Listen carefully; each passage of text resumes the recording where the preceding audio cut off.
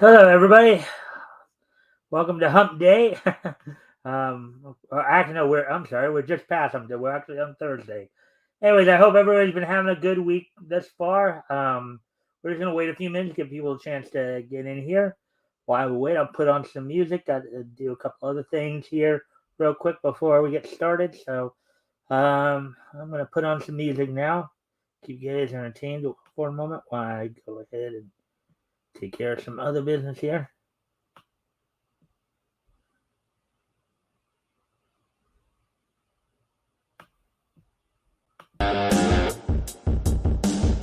I'll be right there.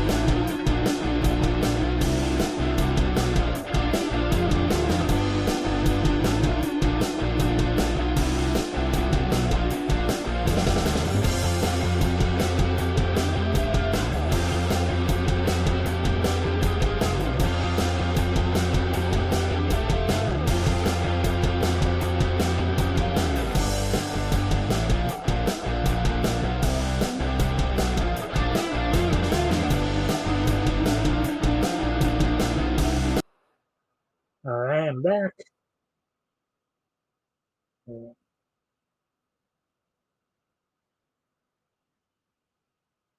Oh, so we do have some more coming in. Thank you for the likes and shares. Hope everyone's having a good time here. Um, we'll be getting, well, as I said, I'm just waiting for people come in. Feel free to ask questions or comment on any of the stuff we talk about. As we're getting ready to get into some news stories here. Um,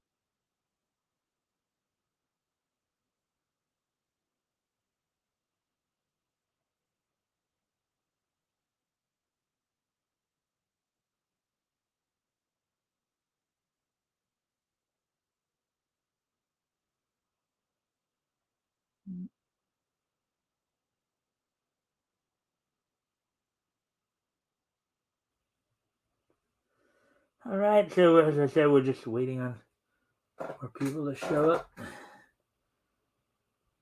Oh, that's it.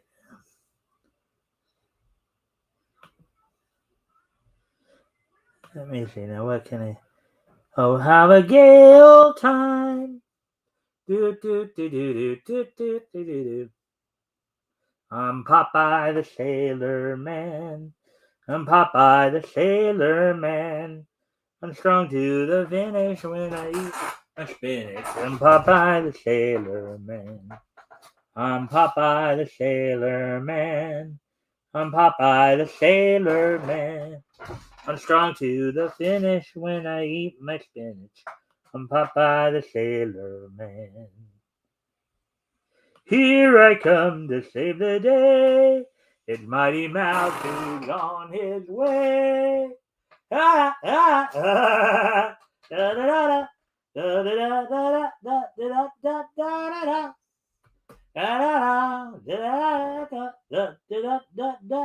da, da. Dennis, Dennis the Menace. Dennis, Dennis the Menace. Oh.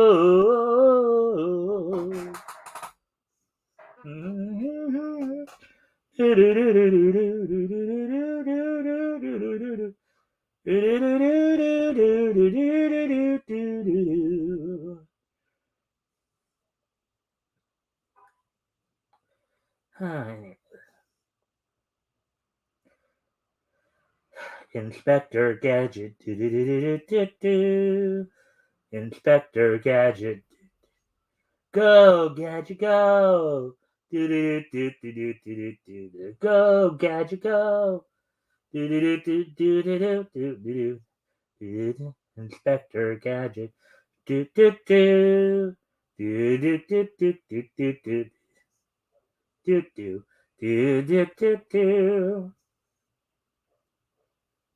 On the mesa, when the cowboys roam, everyone swing by the code of the West. On the mesa, how rich can you get? You're never not gonna know till you met this young boy, Richie Rich is his name. His bank account is as rich as his name. Bank account is as rich as his name. That's rich. Richie Rich. It's the Richie Rich show. Scooby Dooby, Scooby Dooby. Come along, it's mystery time. You can help us solve the crime. It's Scooby, pup named Scooby Doo. Scooby Doo, where are you? Scooby Doo. I need to step away again for a moment. I'll be right back.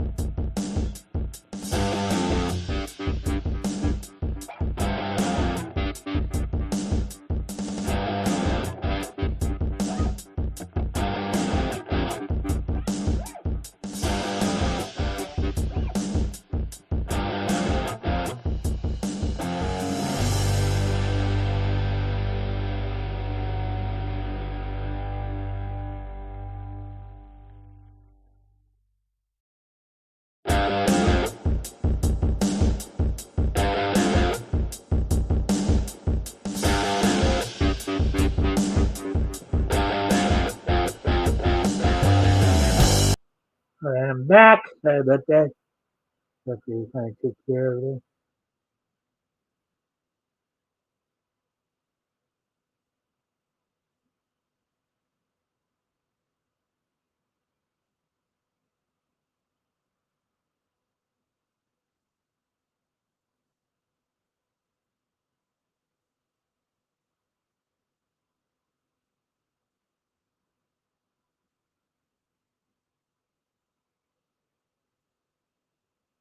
All right.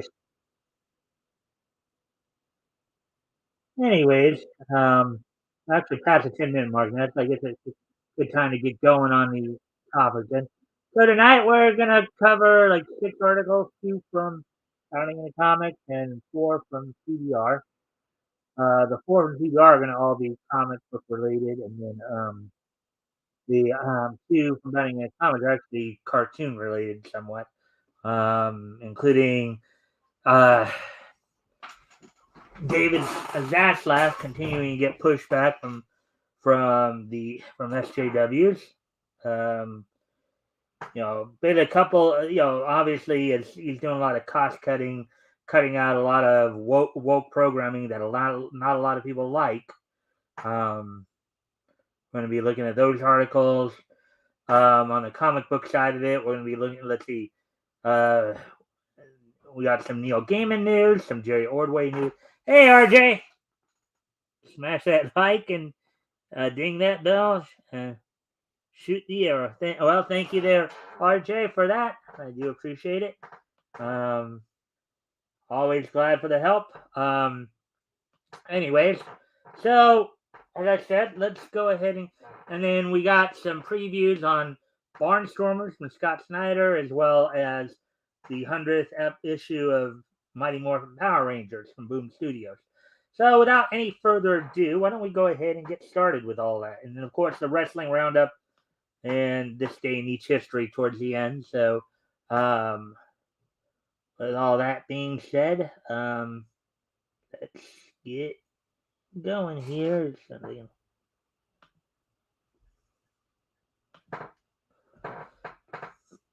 All right, so these are basically the 2 stories we're going to cover from Bounding into Comics here.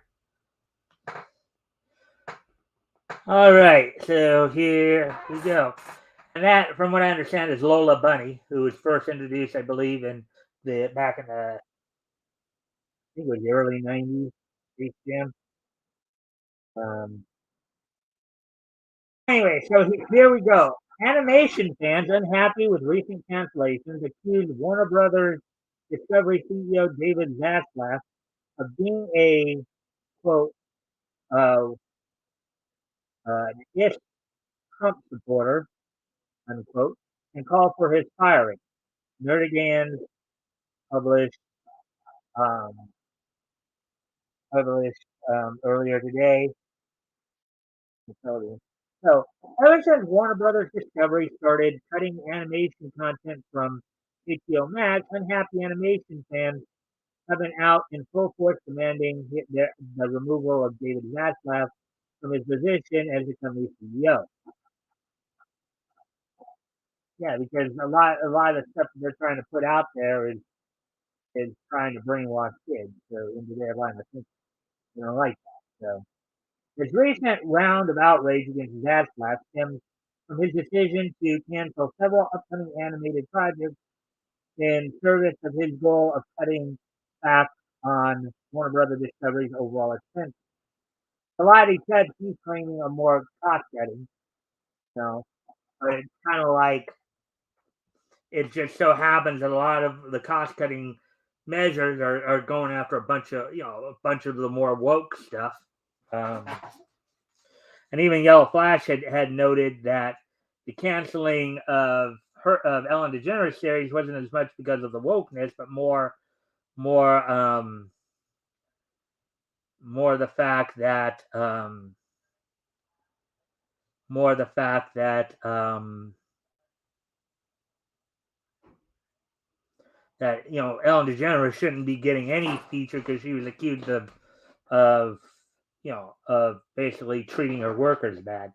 So these now shelved from HBO works, including the films The Amazing World of Gumball, the movie, Bye Bye Bunny, a Looney Tunes musical, The Day the Earth Blew, a Looney Tunes movie, Did I Do That to the Holidays, a Steve Urkel. Oh man, that's kind of hard to believe that Steve Urkel is even still a thing. I mean, Jaleel White, I think, is in his late 30s now, and they're still playing up Urkel, huh? after like 25, 30 years. Okay. And Driftwood, as well as the Batman Cape Crusader and Merry Little Batman animated. Merry Little Batman, isn't that kind of ironic? Batman tends to be considered a dark character. Merry Little well, granted, even though many of us grew up on the 66 version. LOL, A Lola. Yeah, RJ. Anyways, should be noted that while these films will no longer appear on HBO Max, they are available to be shopped around to other networks. So basically, it's not like he just canceled them, just said that they couldn't air on his network. It doesn't mean that they can't be, shown elsewhere. While a level of sadness and anger in response to a long-awaited release is standard, these particular fans took things to the next level and began blaming the loss of these animated projects to Zaslav being an alleged ist and quote unquote ist and quote unquote Trump supporter, as they clearly believe anything associated with him should be an automatic social death sentence. Yeah, because Trump is for the Constitution of the United States. Trump is for traditional American values. These evil people are against all that.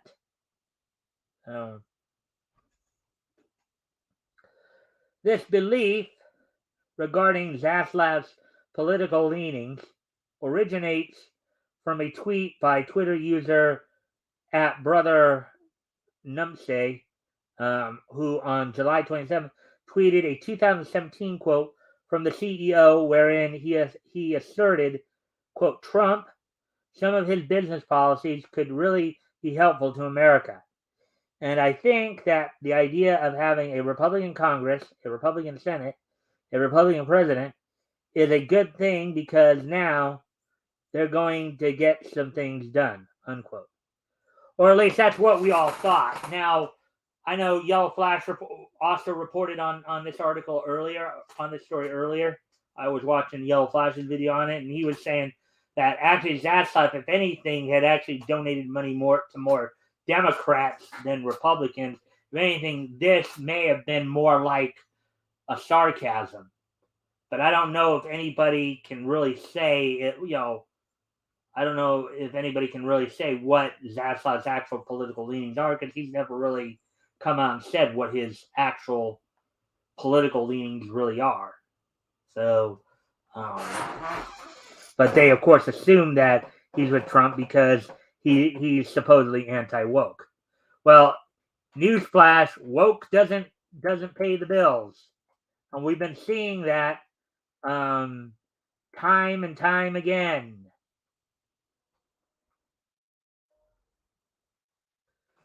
Though many took the out-of-context quote as an admission that he supported Trump's social views, in reality, Zaslav's words, which was made during an interview with Fox Business's Neil Cavuto and not as cited by at Brother Numse CNN, were in reference to the benefits that less regulation and a smaller government could have for the media industry. So in the quote that they supposedly were using to try to use against him, he was speaking purely from a business standpoint, not a societal one. You would have more. You basically, if you did adopt Trump's mentality, Trump's ideology, you actually would be more prosperous and less dependent on the government.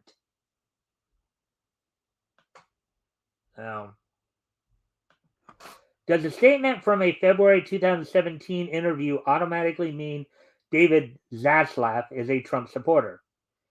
His 2020 campaign donations paint a different picture, which I kind of alluded to because I know Yellow Flash also mentioned this.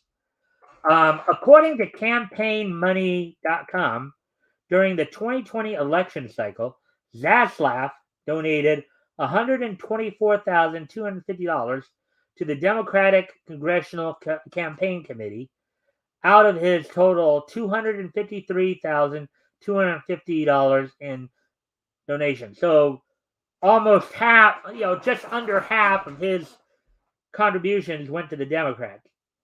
His sole donation to a Republican politician, U.S. Senator from Idaho, Jim Risch, amounted to a total of $15,600. So, he predominantly donated to Democrats, basically is what they're saying. However, this small bit of truth did not stop many conspiracy theories from spreading regarding the cuts.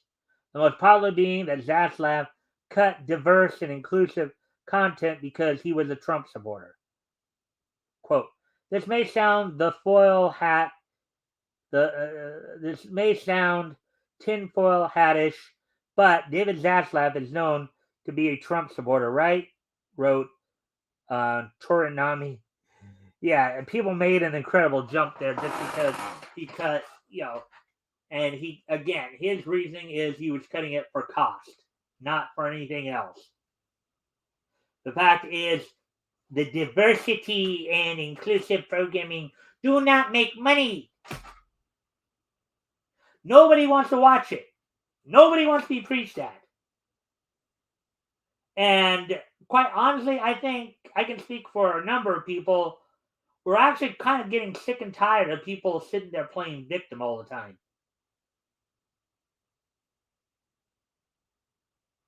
Like, society owes you because your grandparents were slaves,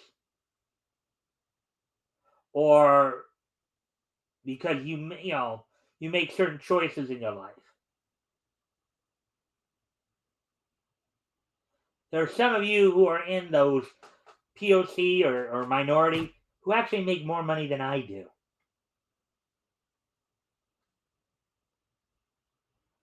So, stop playing victim.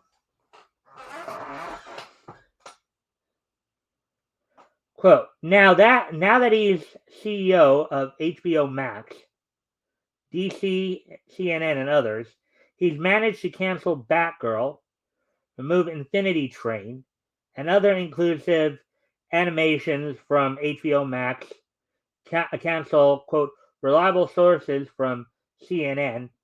Okay, so let me hit on, I don't know anything about Infinity Train, but as for those other, Batgirl was canceled because they knew they weren't going to make any money on it. They actually screened that thing and had a very, very, very negative reaction to it. To the point they knew they were going to lose a ton of money on that thing if they did release it. That's why they chose not to release it. And from what I understand, it may have even been destroyed because they didn't want to get it out there. Okay? It was proven to them to be junk, and they dealt with it accordingly.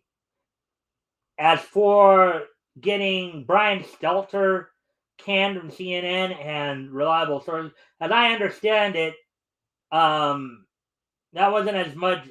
Zaslav, I think that was a little closer to home. That was more like the guy who eventually became Stetler's immediate boss. I understand it. There somebody came in who was basically just trying to find a way to get Stetler out of there, and he finally did. Okay, had nothing to do with Zaslav. But of course, these people, they Tory the anti-capitalist. Yeah, little girl, why don't you move to Russia then? You think if you think communism is so great. So, and now Zaslav is taking away over 200 episodes of Sesame Street, one of the most progressive public programs on TV ever. Um, that's a public program though. Not, I mean, what do you mean 200 taking away 200? Are you talking about older episodes? Because I'm sure you can still watch it if you've got a TV and you've got PBS. You can still watch Sesame Street. The client can be decided to cancel Sesame Street from from that program from that. You've got to be kidding me. She continued. Very interesting. It's almost as if there's an agenda to remove diverse and inclusive programming to further the conservative regime. Well, okay. If anything, that's kind of the pendulum swinging back because over the past 20, 25 years, maybe even longer, the progressives have been doing pretty much the same thing. So he concluded, um, you know what bleep? Well, you know what Yahtzees did when they took over? They stifled arts programs, took over sports sectors, blocked any anti Yahtzee entertainment programming. Very interesting. And wait a sec. If anything, you sound like you're projecting a little bit there, little Miss Tory, because if anything, that's what mainstream media has been doing for the last 5 years. That's what mainstream media and mainstream internet have all been doing for the last 5 years. That's why, if anything, we need to get Section 230 back in force.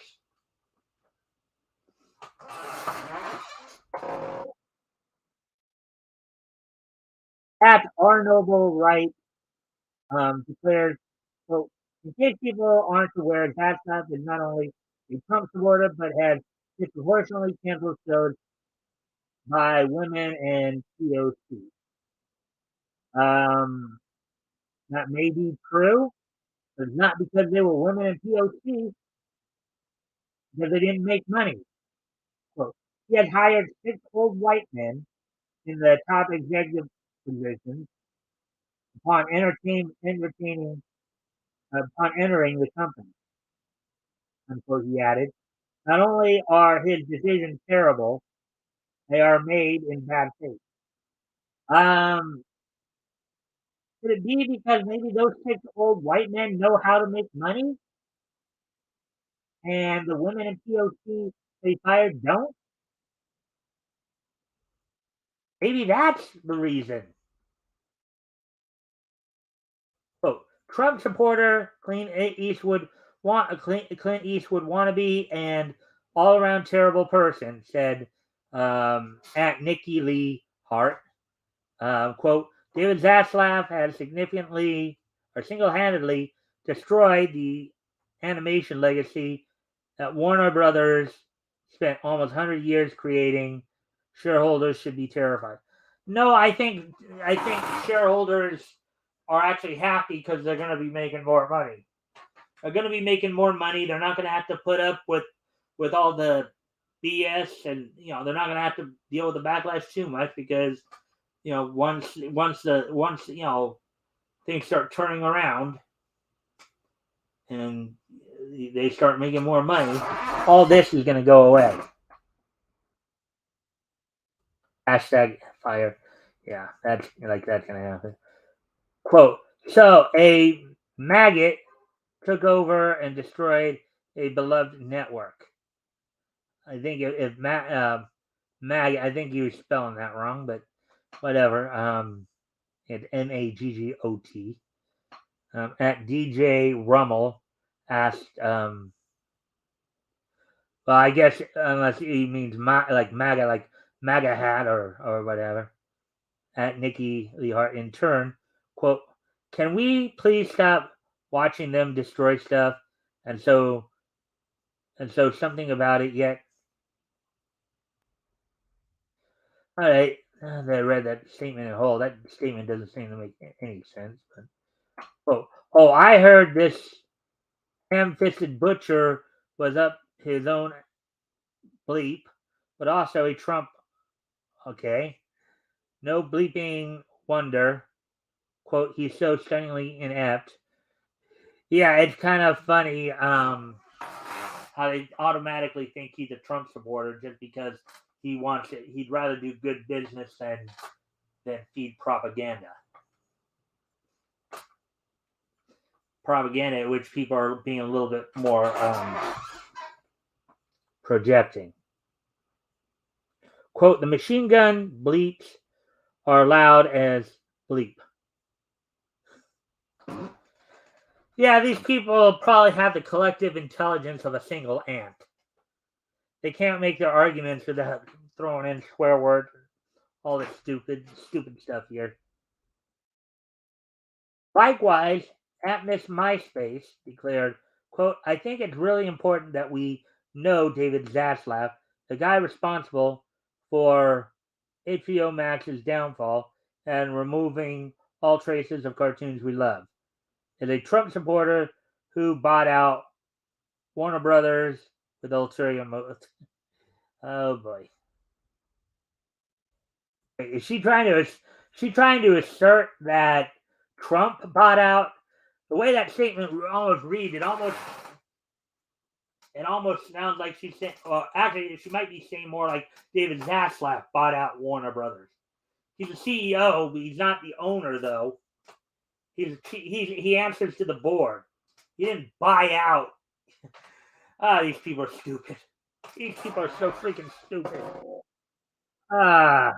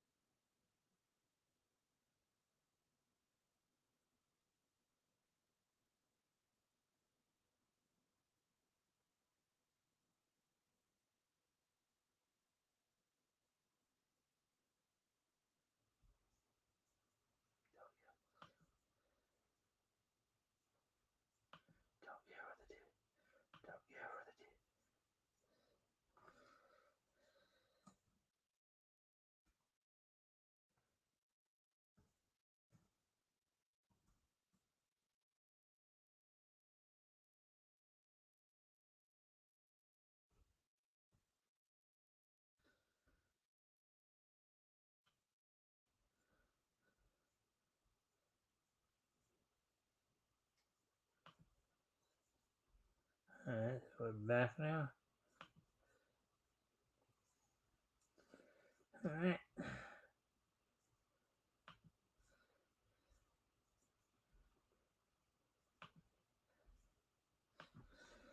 All right, anyways. Quote, trying to be on the more positive side of things, but this is abject, unquote. At Consumer of Tunes opined in response to the specific cancellation of Driftwood, quote, that sets a very scary precedent. That right-wing Trump Kool-Aid drinking CEOs. Yes, that's life is a okay. Whatever. uh, the facts don't aren't on your side, little one. Little brain. Ah, and lay off an entire crew and cancel projects that champion diversity to quote unquote own the lib. Saying that you guys have been trying to take over forever, and now that you actually have to have more of a fight, now you're going to start whining about it. Okay. Some even directed their ire at audiences who supported of Pat's recent move. So, if you ever feel useless, remember there are people who are actively kissing the ground David Zaslav walked on. That's because he's anti-woke. Unquote. Said, quote, at Alex Light Soon. Uh, quote, if that's all it takes for a money-hungry Hollywood elite to win your admiration, you are a sad stranger. Oh, these people, they're,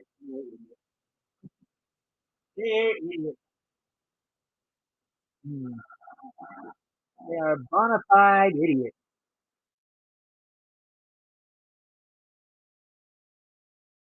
So, for those who say, quote, when you go woke, you go broke, unquote, this is what going broke actually looks like. Well, in part, this is you're, to a point, you're right, because, yeah, you canceled shows that were failing or were going to fail.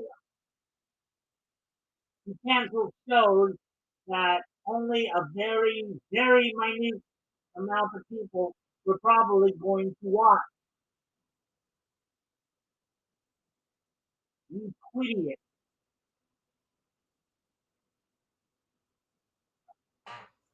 People are not gonna. People are gonna. The Batgirl movie. They screened that, and they had a very negative reaction to that. And if some of these other movies were any indication of, if that was any indication of what you could find in some of these other movies, it was probably a good thing they canceled them. ah. Claimed at fake Sammy C. Quote, a Trump supporting CEO targeting women and POC helmed. Continue to play the victim. See how long people put up with that before they just say up yours. Um, for cancellation in the name of quote unquote cutting. Well, yeah, cutting costs because no, you suck, Samuel. Sammy C. You suck.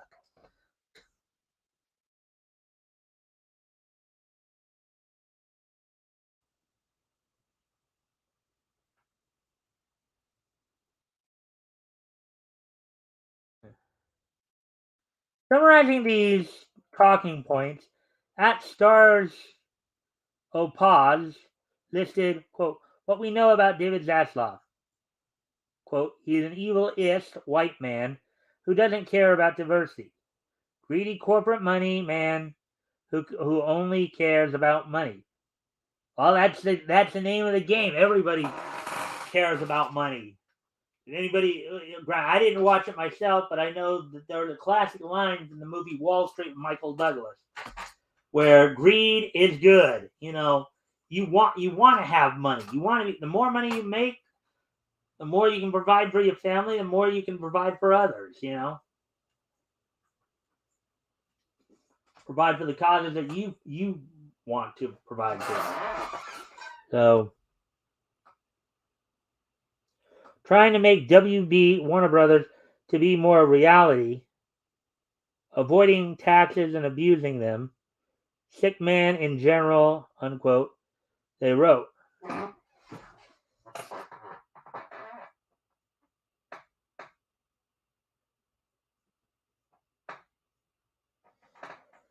Yeah, avoiding taxes because the higher taxes, you know, That's government taking money out of your pocket.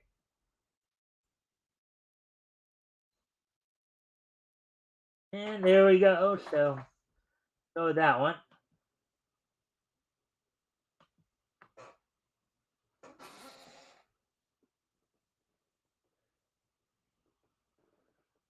He's pissed off all. Yeah, RJ, I would have to agree with you there. He's pissed off all the right people. Anyway, we're about to move on to the next story. This one's about the Bruce Timm J.J. Abrams story here, which I know has been talked about. This is one of the other kind of surprises that was talked about recently. This show getting canceled. Actually, though, I do need to step away. I'm sorry, I need to step away again for a moment. I'll be right back. I'll put some music on for you to enjoy. RJ, I hope you'll stick around. I'm going to get to this article about, and then after that, we'll be doing more comics related.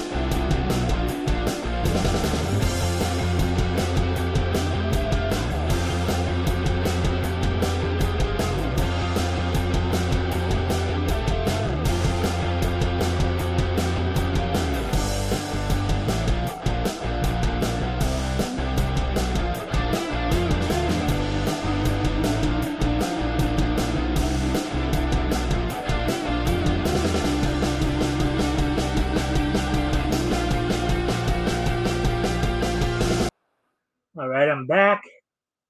So we're about to get into.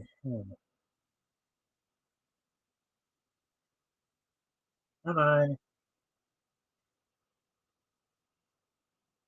Hopefully, there's a temporary issue there. Anyways, now it's time to get back into the articles here. Uh,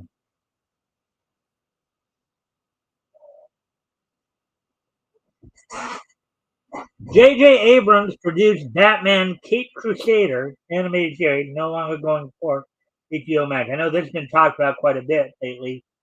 Article by J.D. Augustine, published today.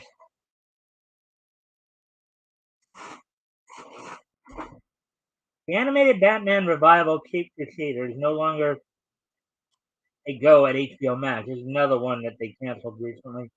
And is one of the animated projects being shown the door as Warner Brothers continues to clean house. Now this doesn't seem to have anything to do. This, the people were just talking about how he should be fired because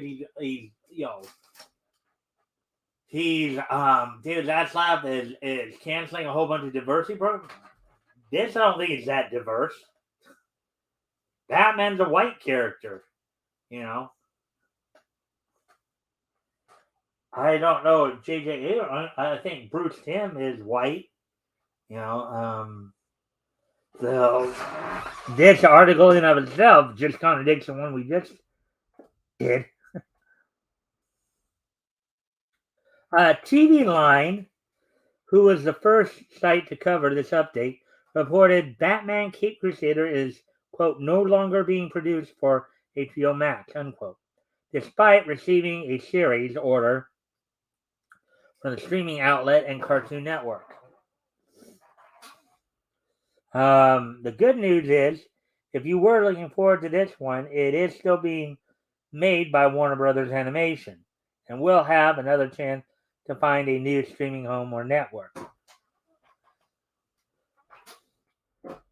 So he didn't completely cancel that one, just for the streaming service. TV Line also notes this development comes whilst several programs are either being canceled or removed from the Max. Several episodes of Sesame Street are gone, and Warner Brothers also nixed 2 holiday specials, one starring Batman and another with 90s pop culture icon Steve Urkel, called Did I Do That to the Holidays? Yeah, we were just talking about all that, in fact.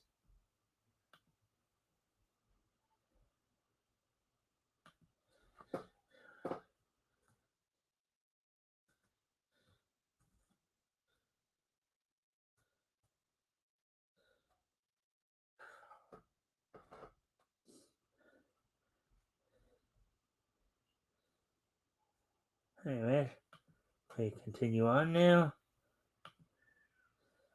Let's see. It isn't just animated projects on the chopping block, but they are being particularly walloped. There won't be a 5th season of Young Justice, for instance, and Warner said no to Scoob's Holiday Haunt mid-production mere weeks ago. And there's Batmite from Batman the Brave and the Bold in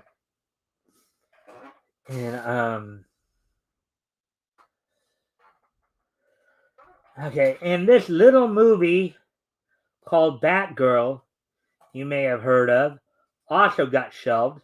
Explanation and theories of why are rampant, but the official story is there was a tax window to take advantage of, and something was wrong with the quality. All right. Cape Crusader is intended as a reinvention of the Batman animated verse for the Matt Reeves era, and as such is produced by Reeves and is frequent collaborator J.J. Abrams. Batman the Animated Series creator Bruce Timm and Ed Brubaker are also on board as executive producers.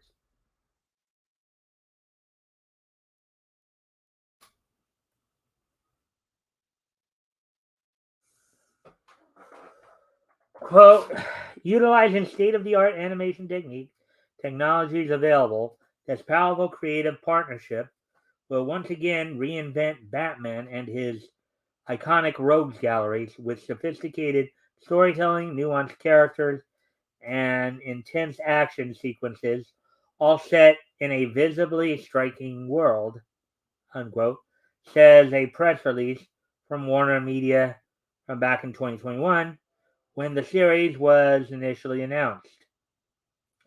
It was said to be a prequel to Batman the Animated Series of sorts, which Tim touted as being more modern and inclusive at DC Fandom last year. Many naturally took that to mean the series would be woke.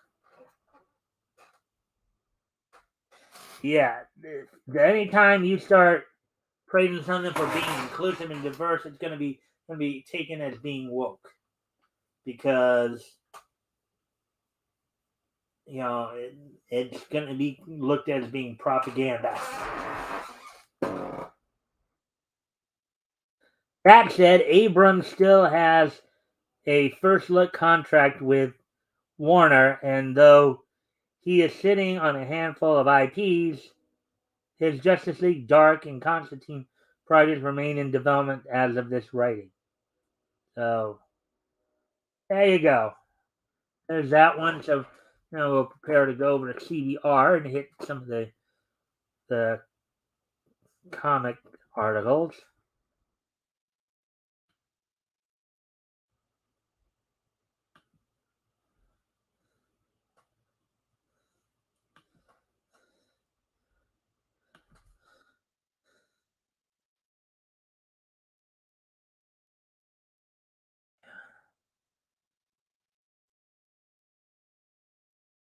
Right, I'll be right back. Just gonna step away from the computer for a moment.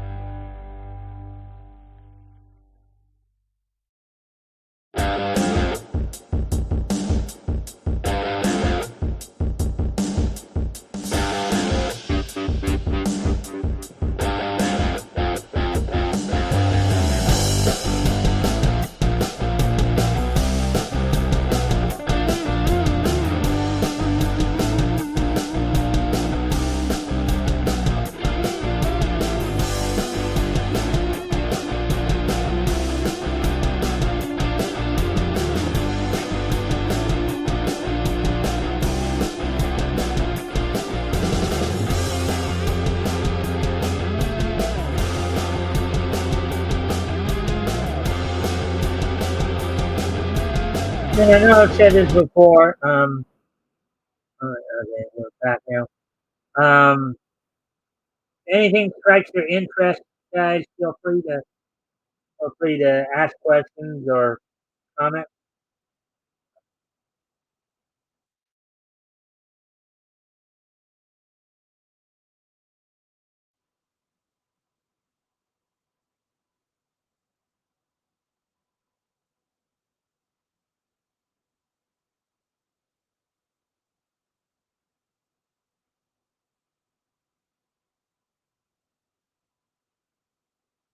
All right, so here we go with the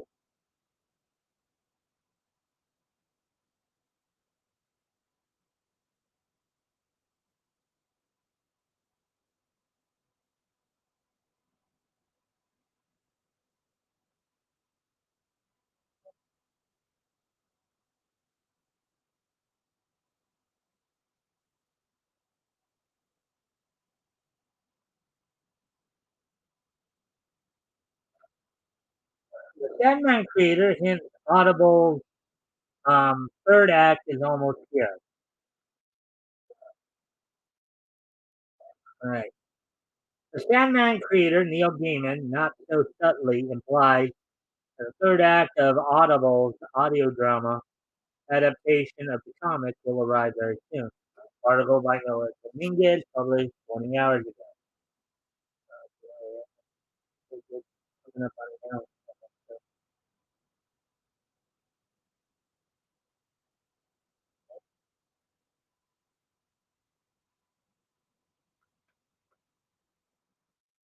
So, Neil Gaiman has all but confirmed the third act of Audible's audio drama adaptation, The Sandman, will be available in the very near future. Quote, I'm not saying that the, in brackets, Audible third act of Sandman is dropping soon. I'm just innocently saying that if you have an Audible credit, you might not want to use it on something else, unquote. Demon wrote on Twitter, interestingly, it was just a few days ago that Turk Mag, um, the audio drama's director, tweeted that the Sandman Act 3 was, quote, nearly ready to share, unquote.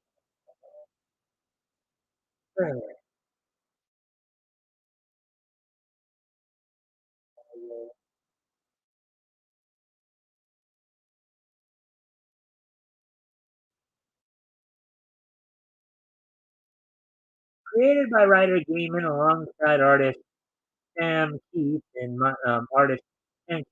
Mike Dringenberg. The Sandman originally ran for a total of 75 issues from December 1988 to February 1996, chronicling the exploits of Dream of the Endless, aka Morpheus, the acclaimed supernatural comic book series, was a hallmark of DC's highly influential and now defunct Vertigo Comics imprint.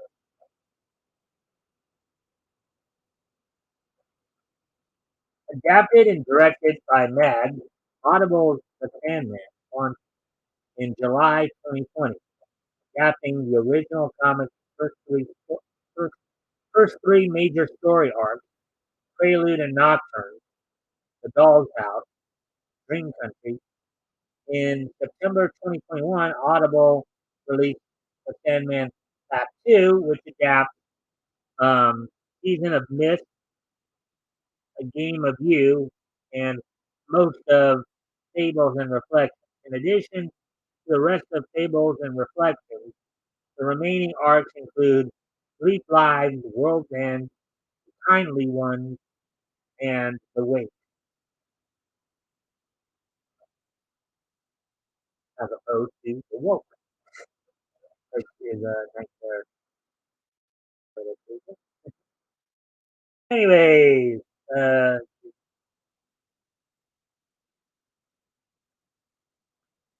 DC's The Sandman now has multiple adaptations. Of course, Audible's The Sandman is not the only adaptation of Gaiman's beloved DC comic to be released as of late. Earlier this month, Netflix debuted its live-action television adaptation of The Sandman, which has become a major hit for the streaming giant. Netflix's The Sandman Season 1 adapts Prelude to Nocturne, The Doll's House, and the beginning of Dream Country. Fans and Gaiman himself are still awaiting word on the second season deal. Um, The Sandman and The Sandman Act 2 are currently available on Audible. That's all for that.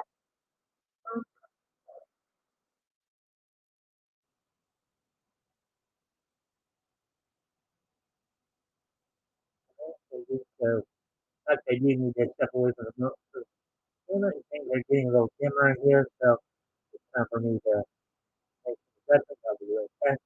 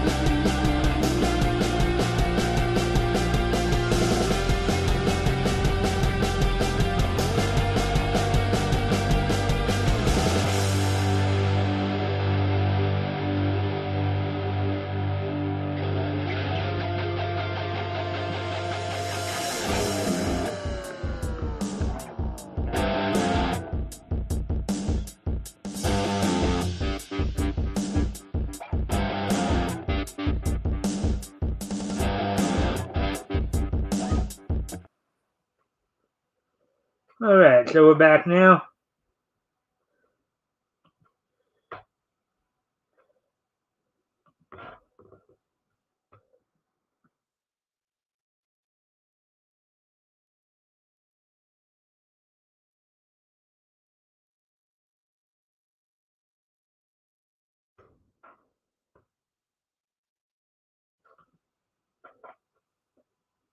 Alrighty then. So, anyways, getting ready to move on to the next article here.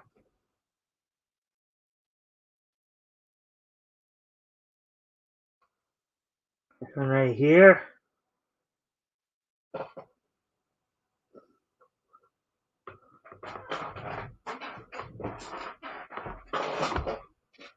Excuse me one more moment here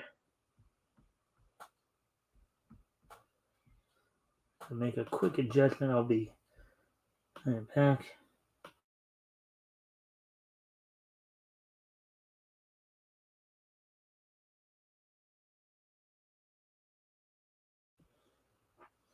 All right, there we go. I'm back.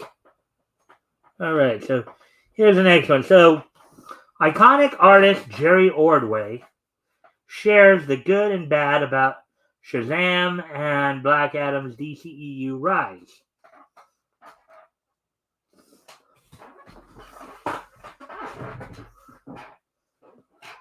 Jerry Ordway reflects on the power of Shazam, the increasing popularity of the hero formerly known as Captain Marvel, and Black Adam movie. Article by Jeremy Blum, published 10 hours ago.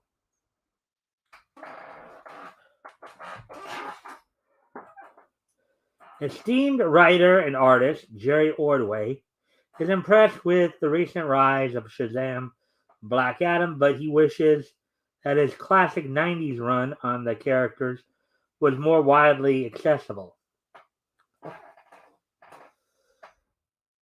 Speaking with CBR in an interview about DC's upcoming The Death of Superman 30th Anniversary Special Number 1, Ordway was asked what it's like to look back at the power of Shazam with both Black Adam and Shazam Fury of the Gods being released soon. Quote, I wish, in brackets, the power of Shazam was being reprinted, unquote, he answered. That, quote, that is my only negative feeling towards the first, in brackets, Shazam movie. Now, they also had a Captain Marvel live action Saturday morning show back in the mid 70s. So I think that one was called Shazam as well. And then there was actually Captain Marvel based on the Fawcett character in the early 80s there as well. So part of the Kid Superpower Hour, I believe. That movie. That I wish they had started reprinting it. It was a series that swam against the tide from the mid 90s through 98. In that era of every character having guns, just a dark anti-hero era.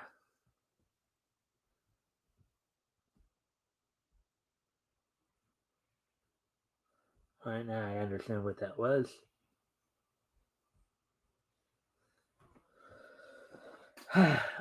We were definitely trying to do something more lighthearted, still serious, but show that not every superhero is the same, unquote. Probably much akin to Billy Batson, Captain Marvel, Shazam's first appearances for Fawcett Comics back in the early 40s. When we get to that point, you guys will see what I mean. When we start covering Fawcett Comics, we start looking at like Wiz Comics and Captain Marvel Adventures and all that.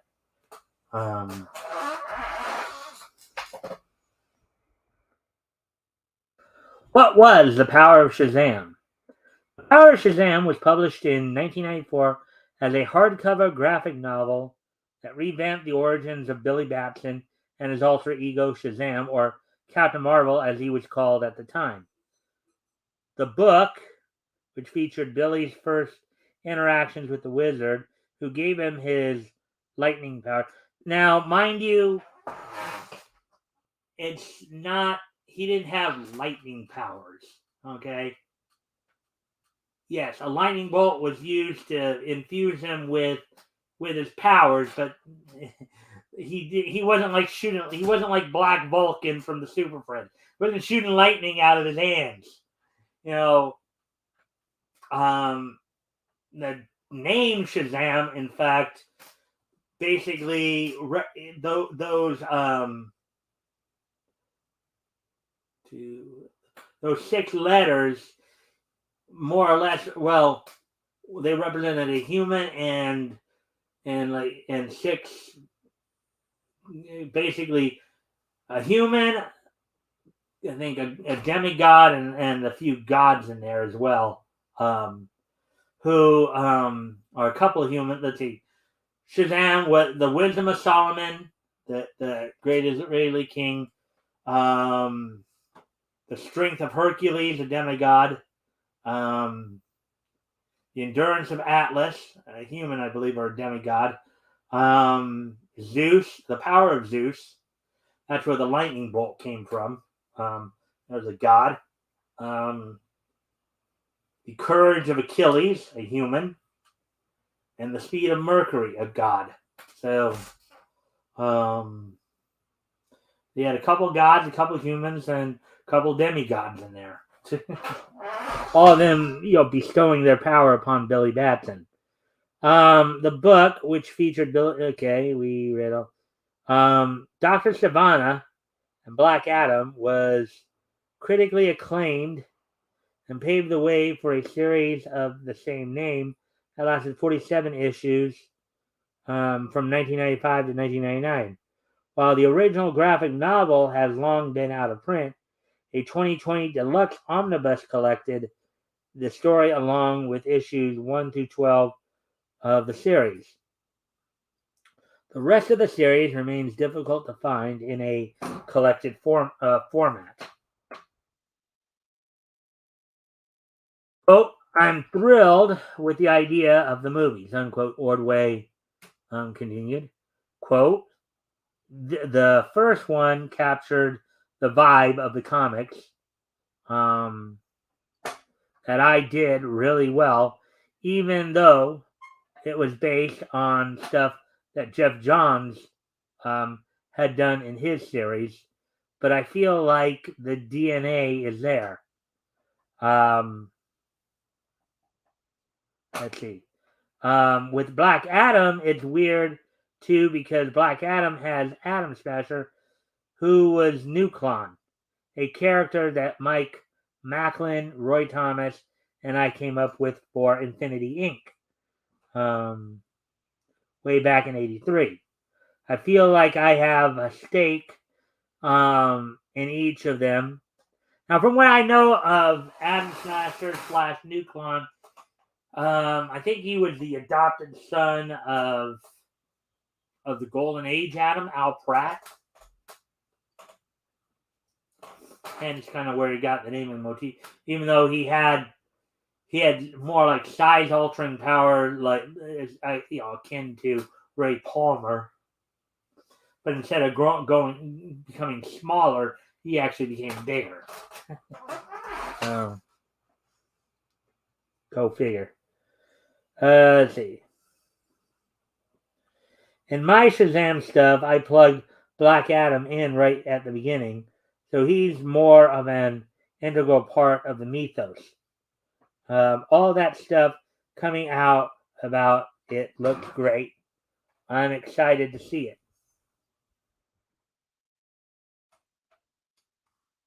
Ordway added that the Power Shazam graphic novel had been inspired by work he had done on DC's 1989 Batman movie adaptation, and the tale was designed to feel, quote, like a good standalone story, but also a beginning, unquote.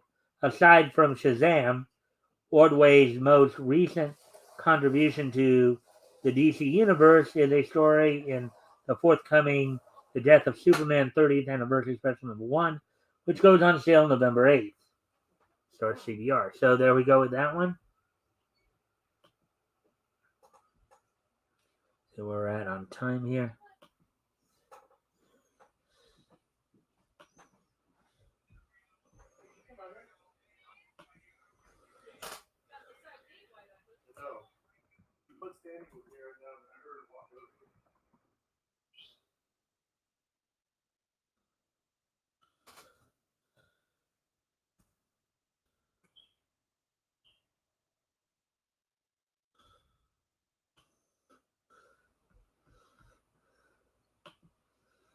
All right, so let's see now.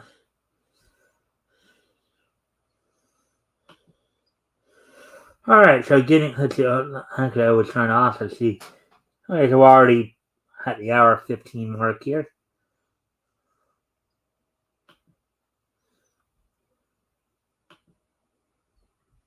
A little too far there, Mike. All right, so we got a couple more articles left to go through. Here's the next one we're gonna do. These ones are just gonna. All right, so exclusive. Snyder and Lotte's Barnstormers preview puts a World War II pilot in a Bonnie and Clyde story. Or World War I pilot, I guess. A World War I pilot gets wrapped up in a Bonnie and Clyde type adventure in a CBR exclusive preview of Scott Snyder and Tula Lotte's Barnstormers number 2, article by Brendan Schwer, published 7 hours ago. A former World War I pilot is on the run from the law with a dashing companion in a preview of Scott Snyder and Tula Lotte's Barnstormers number 2.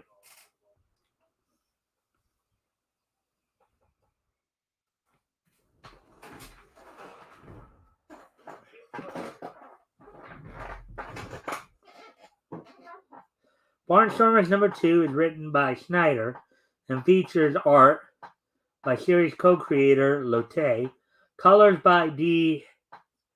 Kunith, and letters by Richard Starkings. The preview sees Hawk, a former World War I pilot, begin the start of a new adventure with a runaway bride Tilly. While Hawk's focus is dropping Tilly off and flying away, she attempts to convince him to crash a massive party with her. Tilly also tells Hawk that her fiance Peyton belongs to one of the richest families in the countries, and she was eventually being forced to marry him to keep her own family from going bankrupt. When Hawk saved her from the doomed wedding, she took it as some sort of sign she wasn't supposed to go through with it.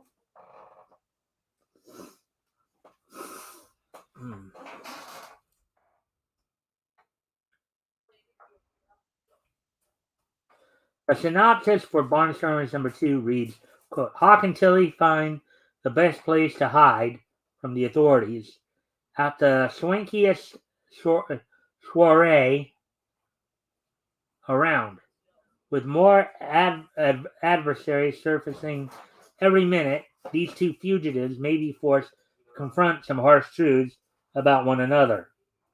Barnstormers, a different kind of love story. Barnstormers launched as part of Comixology Originals line of exclusive digital content on July 19th. Described as a Bonnie and Clyde romp set during the Roaring Twenties, the first issue of the five issue series introduced readers to Hawkie Barron, a World War One pilot who satisfies his taste for danger by providing civilians with rides in his plane. While harboring a larger secret, Hawk rescues Tilly from marrying Peyton. Barnstormers #1. The issue ends with the two flying off together, while Peyton promises the series will end with him murdering Hawk and Tilly. Ah!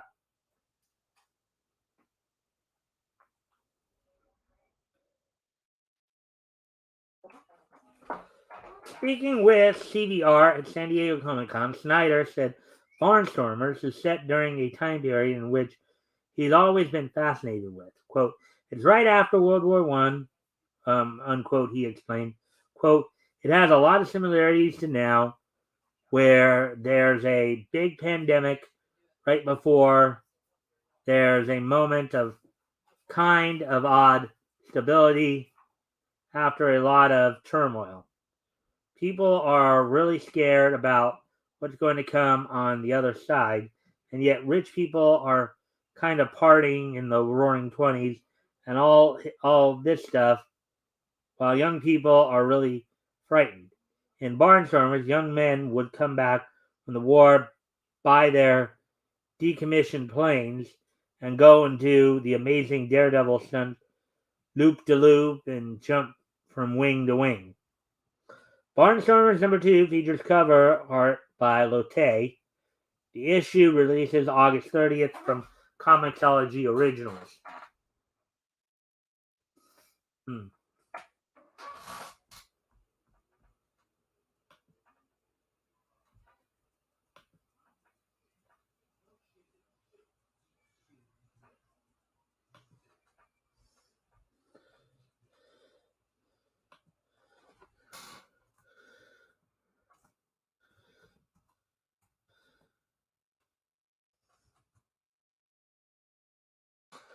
I said, hello, you fool.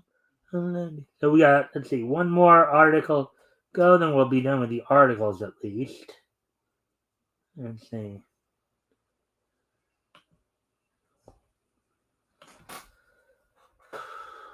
All right. Here's the last article we're going to go over. MMPR, Mighty Morphin Power Rangers, Death Ranger debuts in Power Rangers 100th issue preview. The Mighty Morphin Power Rangers' latest nemesis finally debuts the original look in preview art for the comic book series milestone 100th issue. Article by John Dodge, published 6 hours ago.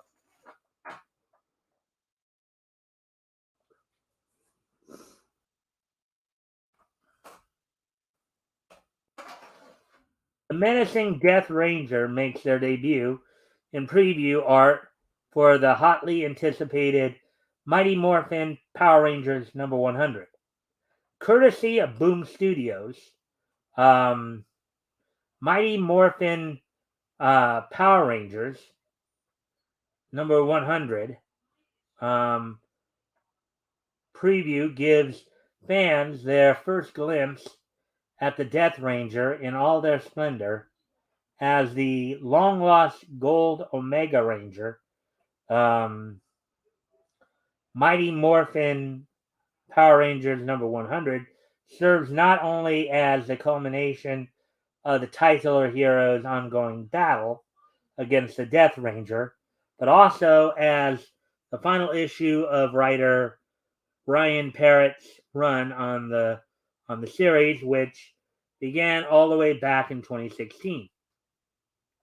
Parrott will be joined by series artist Moises Hidalgo and Marco Rena, colorist Tamara Bonvillian, and Matt Herms.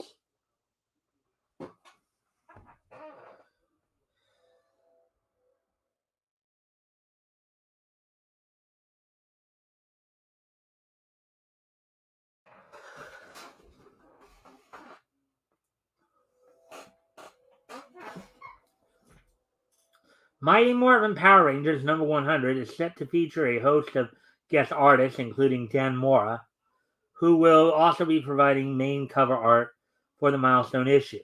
Each copy of Mighty Morphin Power Rangers number 100 also include one of 10 randomly inserted trading cards by artist Chris Anka, designer Dylan Todd, all featuring various heroes and villains from throughout the series, as well as an exclusive art print by Dan Mora.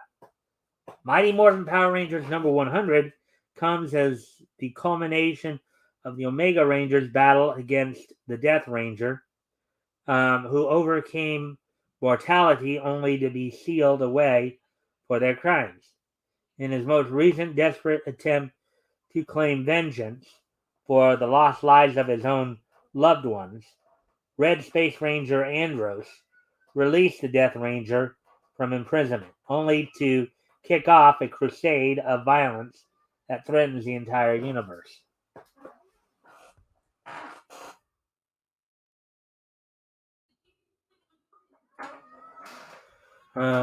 Although the Death Ranger has already been seen using other Rangers as vessels in the comics, they won't be making a proper debut of their own until Power Rangers Unlimited. The Death Ranger number 1, writer Paul Allor and artist Catherine Lobo, releasing August 31. The one-shot is slated to reveal the origins of the Death Ranger as they fall from grace and turn on the rest of the original Omega Rangers. This is set to tie directly into the event of Mighty Morphin Power Rangers number 100 and will answer many of the fans' most biting questions about the hero's latest enemy.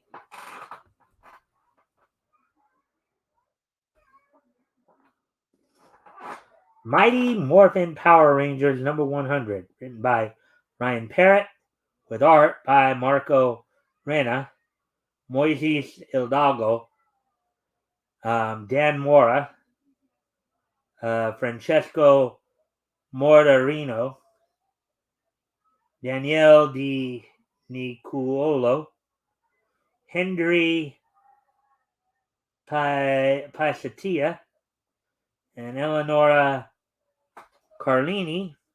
Main cover art by Mora, with variant cover art provided by Tyler Kirkham, Michael Del Mundo, Inyuk Lee, Goni Montes, Miguel Mercado, John Jiang, and Bon Bernardo.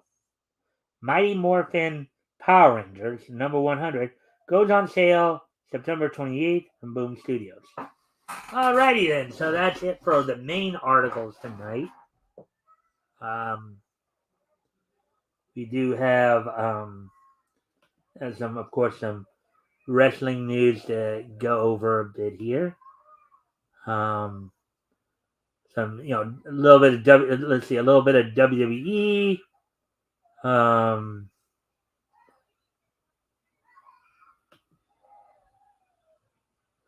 WWE, AEW, and NWA news.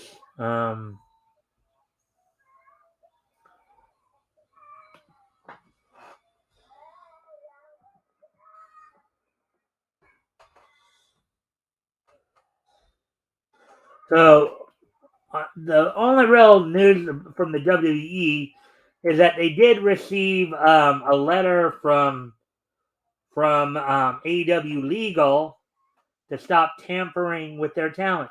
Now, of course, it's considered unethical and I think maybe even illegal to actually try to contact somebody who's under contract with another company. Apparently this happens a lot in the realm of professional wrestling, but now it looks like AEW might be starting to crack down a little bit on it. That and there was some news that Chris Jericho had said something about it. Apparently, though, WWE is trying to talk to some AEW talent about possibly coming to the WWE, even though most of the talent they're apparently talking to is still under contract with AEW and may remain under contract for quite some time. So that's primarily the main news from the WWE that came out today was that they are being put on notice to knock that off, as it were.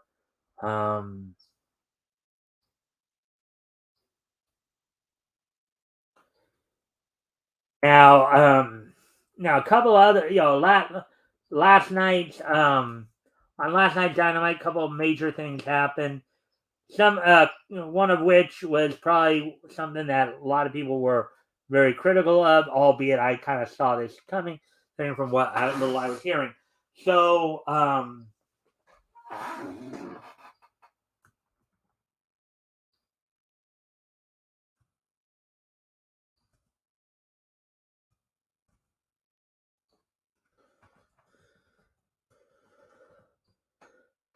of course, last night they had the title unification match for the AEW World Title. You had CM Punk, who was the AEW, who was AEW, CM Punk, who was the reigning AEW World Champion, taking on Jon Moxley, who was the interim World Champion. Originally, this match looked like they were going to try to put it on at the upcoming pay-per-view All Out. But as I was talking about last night, due in part because of course, Punk's foot injury, maybe taking longer to heal. Also, there's been some heat backstage with Punk involving Punk and Page, Hangman Adam Page. There's been some issues where apparently, and something that was revealed on today's WrestleMania release, there was some talk that Punk was actually considering walking out on AEW.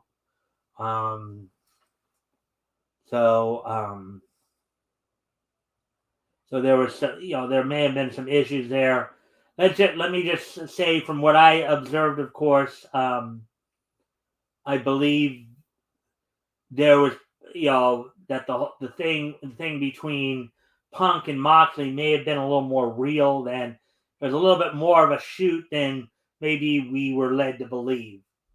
I think there are some issues, and so instead of waiting till All Out, now on the preview from the previous night, from Tuesday night, Wednesday morning, I heard Excalibur make some comments during the preview for the show that some of the reasons they were putting this on was, of course, these two can't wait to get their hands on each other rather than waiting like 3 weeks for it to go to the pay-per-view. CM Punk was apparently frustrated because this was supposed to be a repeat of the Summer of Punk from a few years ago. But then he got injured. But a lot of people were critical of this match because it turned out to be an absolute squash, and a lot of people felt that was just not right. Even if Punk was causing issues backstage, they still felt it wasn't right. But I don't know if you could. I don't know if you could necessarily put all that on the bookers either. Punk, coming. Some people were even making the argument that maybe Punk was coming back too soon. That maybe one of the things I theorized, one of the reasons why they were having having this match a little bit earlier was because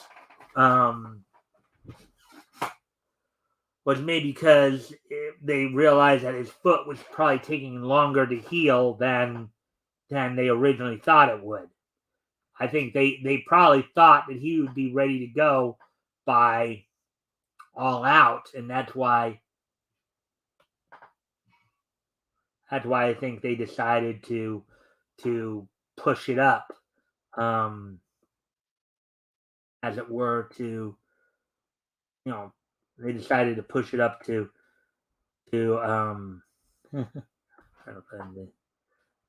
decided to push it up to last night instead of waiting for the pay-per-view.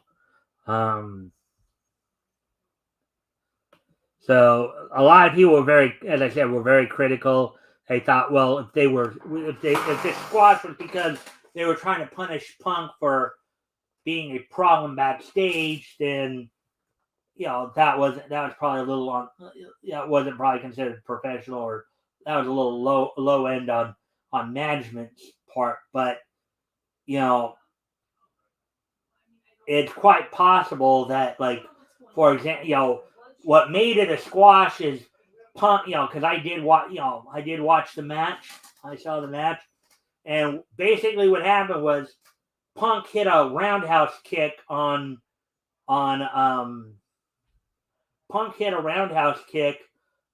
Moxley, and that's when he really hurt his foot.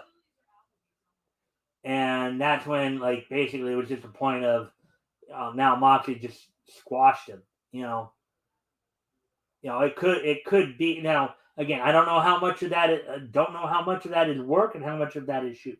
Those of you who don't know what I'm talking about, a work is usually part of the scripted storyline. A shoot is when it's for real.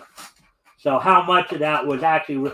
How much of it was Punk really did hurt his foot, and they had to basically, they had to go off script, as it were. And how much of that was scripted, we may never know. We may never know. One of the things that I think, and one of the things also that Excalibur pointed out in the preview too, I think played into this as well, is that when Punk went down with that foot injury, and they put the interim title on Moxley. Moxley carried the company on his back. He would go out and defend the title every week. Okay, so they may have rewarded him by, instead of waiting to the pay-per-view and having all the questions and doubts about, oh, he's just interim, that just means temporary or whatever. That just means just filling in for the real champion. He proved that he was the real champion. Granted, it was a squash that probably made things look ugly, made the situation look kind of ugly, from a business perspective, among other things. But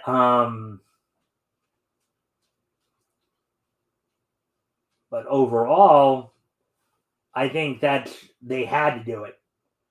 I think that ultimately it was a combination of, possibly a Punk's injury maybe taking longer to heal than they thought, longer for him to recover from foot surgery, and also maybe due to some of the issues that they were having backstage with him, that maybe they did want to teach him a little bit of a lesson, Aside from that, other news that came out last night, of course, United Empire advanced to the semifinals of the trios tournament. Again, I had a feeling that was going to happen. United Empire and the Elite do have some issues right now, going back particularly a few weeks ago to when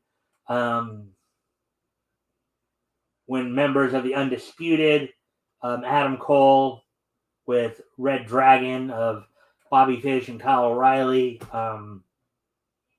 took issue with the Young Bucks entering the Trios tournament and not having one of them because they were, at the time, they were the combined entity of the Undisputed Elite.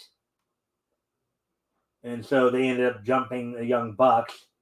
That was part of it. And also,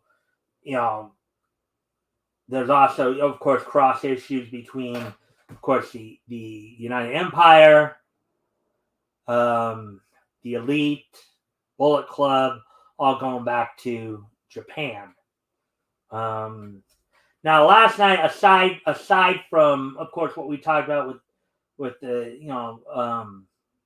with those particular two matches, we got more updates on what's coming up for All Out a week from this Sunday on September 4th. So we do know that, of course,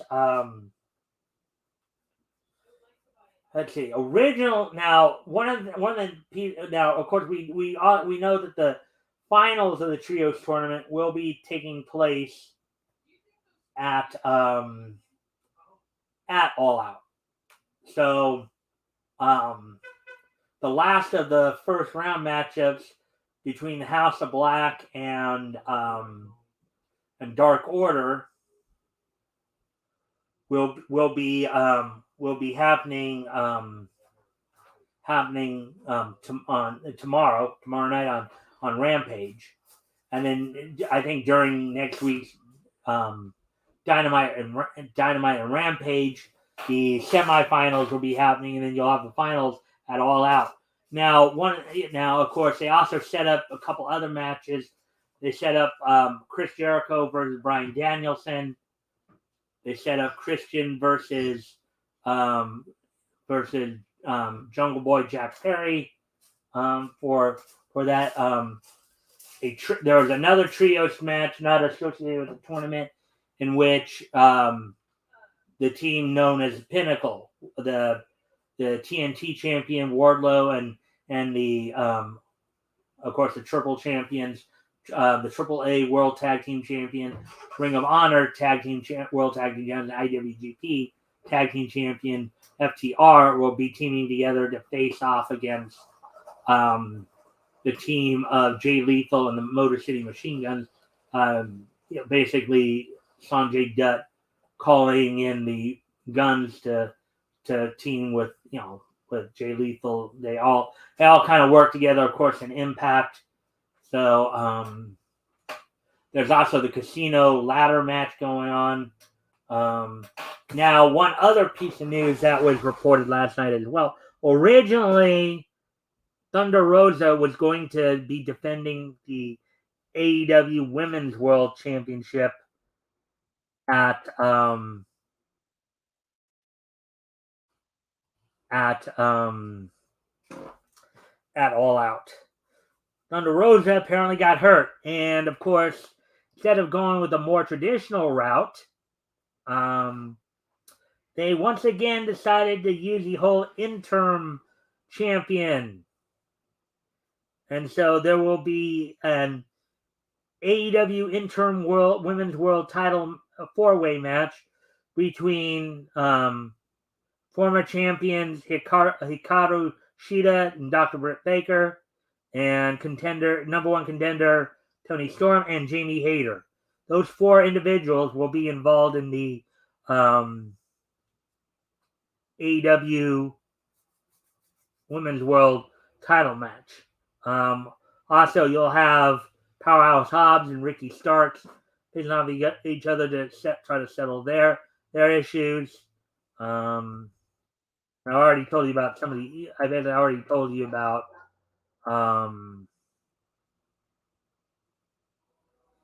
So I already basically told you about the other matches. So that's all what's going down.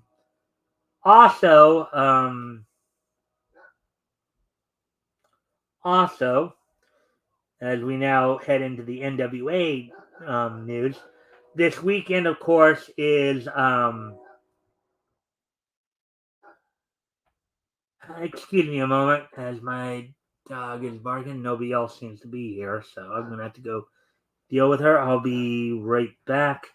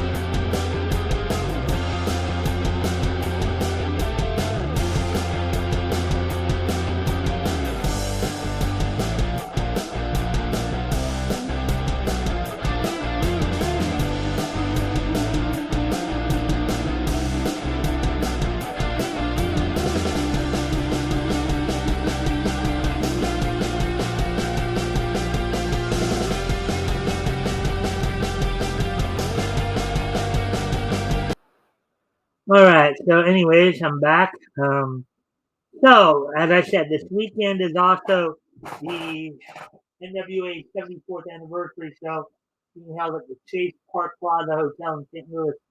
Of course, the home, the former home, the longtime home back from the 50s to the 80s of wrestling at the Chase. Of course, the main event on night two will be um, Trevor Murdoch defending the NWA World Heavyweight Championship against the World Television Champion Tyrus. Tyrus has pretty much been undefeated, during his time in the NWA. So now we'll see if he can wrest the world title off of Trevor Murdoch this weekend.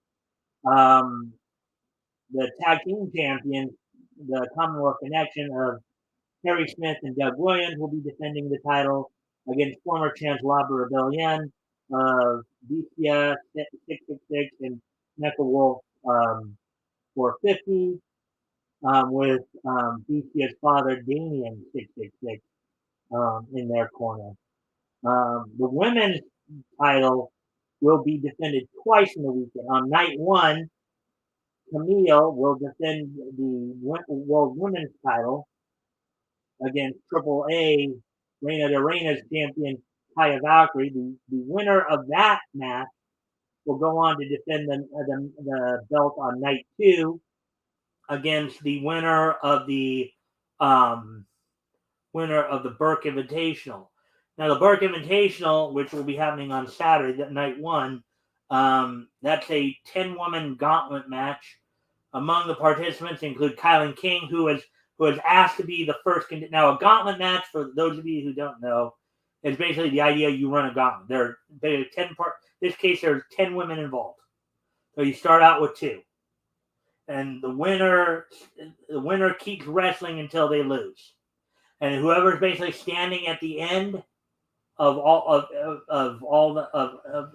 basically, let's say contenders 1 and 2. Okay, so then whoever the first contender is, she defeats 2, 3, and 4, and then 5 beats her, and then 5 may wrestle 6. 6 may lose to 7, and 7 beats 8, 9. It's like could be something like that. That's a gauntlet match, basically. You advance by, of course, keep winning, and then whoever beats you, if somebody beats you before you get to the end, then they have to keep wrestling until they're beaten. So Kylan King has asked to be the first contender. She wants to prove that she is the number 1 contender by basically beating all 9 other women. Now, Kylan King also has been shown up on AEW the last couple of weeks. Some people are being very critical of that situation because while she's having success, granted, she's only had a handful of matches. I think she's now 2 and 3 now, with last night's loss to Dr. Britt Baker. But they feel like, yeah, she may be getting on Dynamite, but she's jobbing to other women. That's just something that a lot of people don't seem not to like. But among the other contenders involved in that gauntlet match, one of them is Samantha Starr, who is the daughter of Nicola Roberts, better known to most wrestling fans as Baby Doll. Baby Doll, who was a valet / manager back in the late 80s there. She, of course, would accompany like Tully Blanchard and later Dusty Rhodes to the ring. So the winner of that will then take on the winner of night 1's main event for the Women's World Champion. The Women's Tag Team Champions, Pretty Empowered, will be defending their title against former champions, the Hex, in one more match, in a King's Highway street fight. Anything probably means anything goes in that. The Hex comprised, of course, of Allison Kay and Marty Bell. Pretty Empowered comprised of Ella Envy and Kenzie Page. We'll see where that all goes.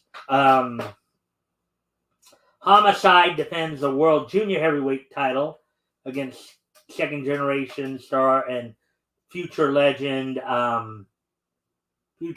Kerry Morton, the son of Ricky Morton of the Rock and Roll Express.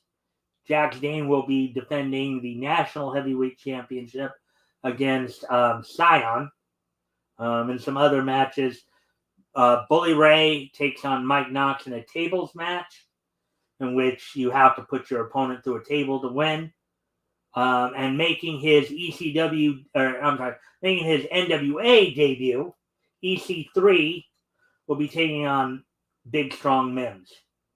In the first match on the first night. Well, that's for the most. There are other matches, other like filler matches. Those are more or less the main ones for that night. So let's see. So now let's see. Now with all that being said, I think it would be a good time to start to wind down.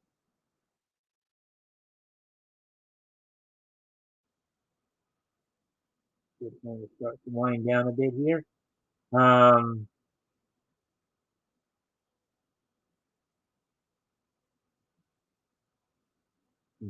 Look that up real quick.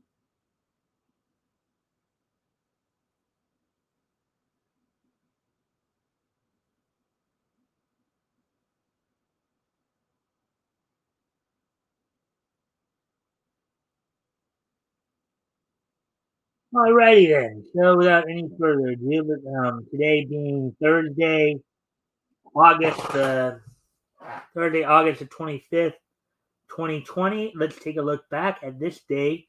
Nietzsche history. History!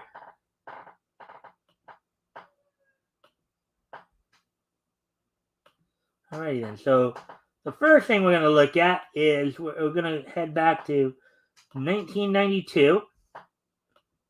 As on this date back in 1992, the AIC produced anime or OVA Bastard heavy metal dark fantasy premiered on this date, or was released on this date. So the AIC produced Bastard anime OVA was released on this date back in 1992, 30 years ago today. So with that, moving on to the next piece of Nietzsche history, moving on to probably what is considered one of the most darkest, infamous, and most notorious days in professional wrestling history. As on this date back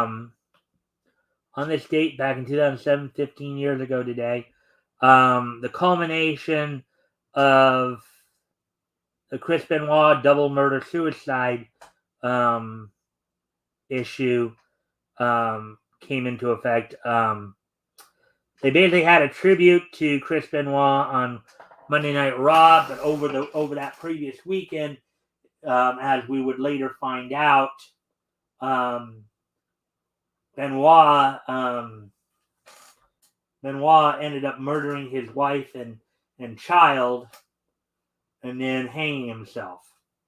A lot of people pointed to the fact that his steroid use caused roid rage, what led to the tragedy. For those of you who may not remember, Nancy Benoit, who was Chris Benoit's wife, was of course the former valet and manager woman.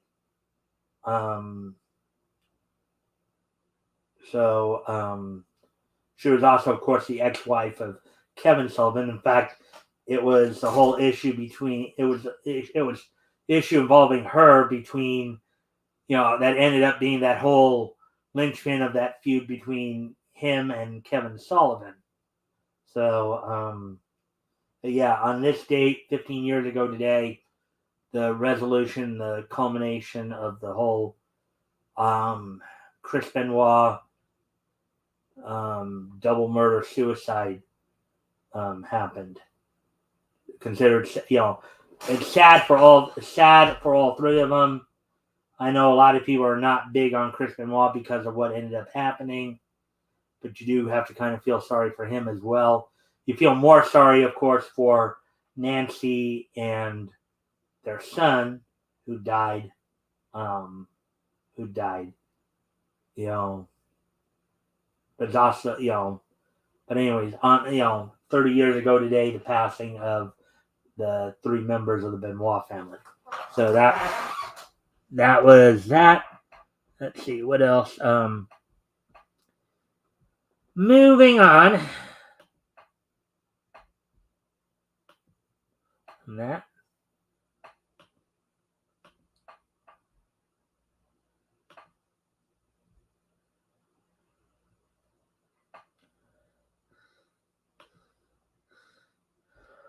Okay, so on this date in 2012, on the CW, the programming blog Vortex would make its debut. It was, of course, it was a Saturday morning block. Let me just remind myself here. It was formerly known as Toonzai. So on this date, back in 2012, 10 years ago today, Toonzai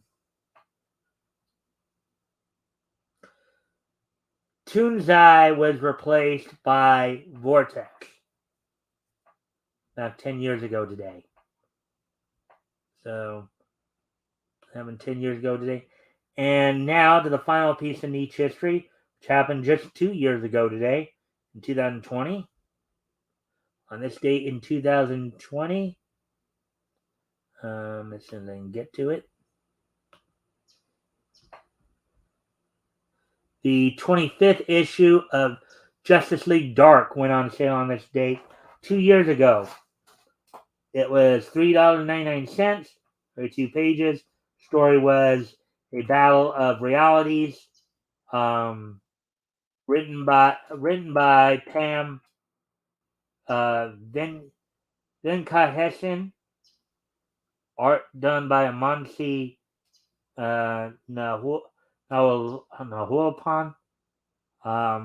Rob Lee did the lettering, and June Chung did the coloring. So on this date, 2 years ago today, Justice League Dark number 25 went on sale. So with all that being said, I thank everybody for being here. A bit of a programming note. I had initially said that Rick Piper would be joining me for the next 2 weeks. He will still be here tomorrow night as co-hosting the show tomorrow night. But I just got confirmation that RJ Carter from Critical Blast will be able to join me next Friday, the 2nd. So, and then Rick will be back on the 9th. So for the next 3 weeks, it'll be Rick Piper with me tomorrow night, and then RJ Carter next Friday night, and then the help finish off April 1939, and then jumping right into May 1939 on September the 9th. Rick Piper will be back with me on that night. So I thank everybody for being here tonight. Hope you all enjoyed the show. Hope you all got a lot of content. And I will see you tomorrow. Bye.